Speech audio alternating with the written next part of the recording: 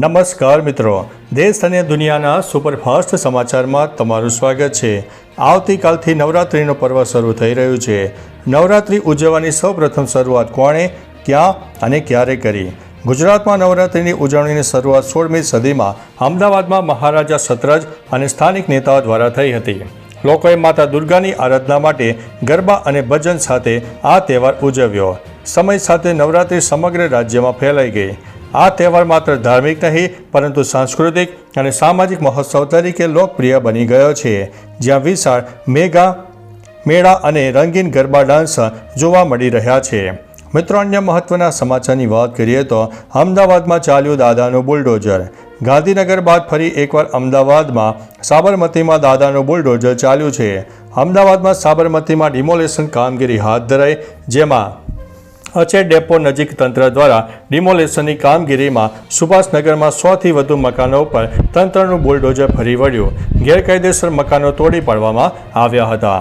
મિત્રો, અન્ય મહત્વના સમાચારની વાત કરીએ તો 5000 પગારદારના સફાઈ કર્મચારીને 1.20 કરોડની ટેક્સ નોટિસ। બાલાઘાટમાં આવકવેરા વિભાગે એક સરકારી આશ્રમ છાત્રાલયમાં પાર્ટ ટાઈમ સફાઈ કામદારને 1.2 કરોડ રૂપિયાની નોટિસ મોકલી છે। સફાઈ કામદારનો પગાર માત્ર 5000 રૂપિયા છે। સંતોષ ચૌધરી બાલાઘાટના એક આદિવાસી આશ્રમમાં સફાઈ કામદાર છે, જેના પરિવારમાં તેની પત્ની અને 2 બાળકો છે। સંતોષ આશ્રમમાં એક નાના રૂમમાં રહે છે। તે પાદરીગંજના ગામનો રહેવાસી છે। મિત્રો, અન્ય મહત્વના સમાચારની વાત કરીએ તો નવરાત્રિ પહેલાં વડોદરા શહેર પોલીસે કર્યું છે શક્તિ પ્રદર્શન। નવરાત્રિ પૂર્વે સુરક્ષા વ્યવસ્થા સુનિશ્ચિત કરવા વડોદરા શહેર પોલીસ દ્વારા શહેરના મુખ્ય વિસ્તારોમાં શક્તિ પ્રદર્શન કરવામાં આવ્યું હતું।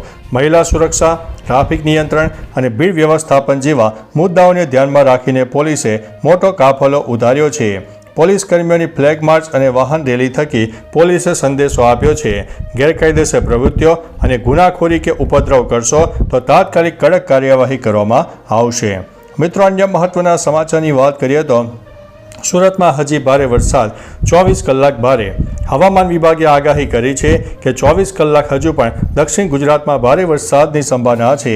ફરીથી લો પ્રેશર સિસ્ટમ સક્રિય થવાને કારણે ફરી એકવાર સુરત સહિત દક્ષિણ ગુજરાતનો વારો છે। આગામી 24 કલાક ભારે હોવાનું હવામાન વિભાગે જણાવ્યું છે। સવારથી જ સુરતના અનેક વિસ્તારમાં ભારે વરસાદ થયો। લિંબાયત સહિત અનેક વિસ્તારમાં ભારે વરસાદ ખાબકી ગયો। લિંબાયતમાં 2 કલાકમાં 4.50 ઇંચ વરસાદ ખાબકી ગયો। વરસાદી પાણીને લઈને ભારે હાલાકી થઈ રહી છે। મિત્રો, અન્ય મહત્વના સમાચારની વાત કરીએ તો હવામાન વિભાગની મોટી આગાહી। હવામાન વિભાગે 25 સપ્ટેમ્બર 2025 સુધી ગુજરાતમાં હળવાથી મધ્યમ વરસાદની શક્યતા વર્ણવી છે। ઉત્તર ગુજરાત અને કચ્છ સિવાયના વિસ્તારોમાં વરસાદની શક્યતા વધુ છે। ઉપરાંત જ્યારે કચ્છ, બનાસકાંઠા, પાટણ અને મહેસાણામાં વરસાદની સંભાવના નહીવત છે। ડીસા અને કચ્છના કેટલાક ભાગોમાં ચોમાસું વિદાય લઈ ચૂક્યું છે। આગામી 7 દિવસમાં રાજ્યના મોટાભાગના વિસ્તારમાં વરસાદી માહોલ જોવા મળશે। મિત્રો, અન્ય મહત્વના સમાચારની વાત કરીએ તો આશા વર્કર બહેનોએ પડતર માગણીઓને લઈને વિરોધ વ્યક્ત કર્યો। ગુજરાતની આશા વર્કર અને ફેસિલિટેટર બહેનોએ આરોગ્ય વિભાગના અઢળક કામ અને ઓછા ઇન્સેન્ટિવ સામે રોષ વ્યક્ત કર્યો છે। તેમની મુખ્ય માગણીઓમાં ફિક્સ પગાર, શોષણથી મુક્તિ અને કાયમી કર્મચારી તરીકે માન્યતા સામેલ છે। 19 સપ્ટેમ્બર 2025ના રોજ ગાંધીનગરના આંબેડકર હોલ ખાતે મહિલા શક્તિ સેનાના નેજા હેઠળ જનરલ મિટિંગ યોજાઈ, જ્યાં આ મુદ્દે કલેક્ટરને આવેદનપત્ર આપવામાં આવ્યું હતું। મિત્રો, અન્ય મહત્વના સમાચારની વાત કરીએ તો 7 દેશોના પ્રતિનિધિઓ એક સાથે વડોદરા આવશે। આગામી નવરાત્રિમાં વડોદરા શહેરમાં આંતરરાષ્ટ્રીય મહેમાનોનું સ્વાગત કરાશે। રશિયા, દક્ષિણ આફ્રિકા, શ્રીલંકા, નેપાળ સહિત 7 દેશોના પ્રતિનિધિઓ અહીં ઉપસ્થિત રહેશે। નવરાત્રિ મહોત્સવનો આનંદ માણવા માટે તેઓ કલા, વ્યાપાર, શિક્ષણ ક્ષેત્રે આદાન પ્રદાન કરશે। વડોદરાના ઔદ્યોગિક સંગઠનો દ્વારા સંસ્થાઓની મુલાકાત દ્વારા શહેરની વૈશ્વિક ઓળખને વધુ મજબૂત બનાવાશે। મિત્રો, અન્ય મહત્વના સમાચારની વાત કરીએ તો MLA હેમંત ખવાએ મુખ્યમંત્રીને પત્ર લખ્યો। જામજોધપુરના ધારાસભ્ય હેમંત ખવાએ મુખ્યમંત્રીને પત્ર લખ્યો છે। ડિજિટલ ક્રોપ સર્વે મગફળીનો પાક ન દેખાતા ખેડૂતોએ ફરી અરજી કરવાના બદલે ગ્રામ સેવકથી સીધા સ્થળ તપાસ કરવાની આપના ધારાસભ્યએ માંગ કરી છે। હેમંત ખવાએ વધુમાં જણાવ્યું છે કે ખેતી પ્રધાન ભારત દેશમાં સૌથી વધુ હાલાકી ખેડૂતોએ ભોગવવી પડી રહી છે। ખેડૂતોને ધક્કા ખવડાવવાના બદલે ગ્રામ સેવકથી સ્થળ ઉપર તપાસ કરાવો। મિત્રો, અન્ય મહત્વના સમાચારની વાત કરીએ તો સાવરકુંડલામાં ધોધમાર વરસાદ. અમરેલીના સાવરકુંડલા તાલુકાના ગ્રામ્ય વિસ્તારમાં 19 સપ્ટેમ્બર 2025ના રોજ બપોર બાદ ધોધમાર વરસાદ પડ્યો. ખેડૂતોમાં ખુશીનો માહોલ સર્જાયો.